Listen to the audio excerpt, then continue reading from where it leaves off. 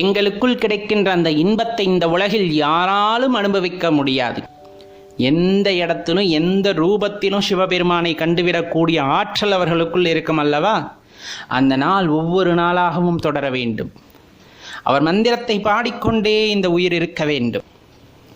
உயிர் பிரியும் நேரத்தில் எமன் வந்து கூப்பிட்டாலும் சற்று பொறுங்கள் என்று ஓம் நம சிவாய என்ற மந்திரத்தை சொல்லிவிட்டு பிரியும் இந்த உயிர்.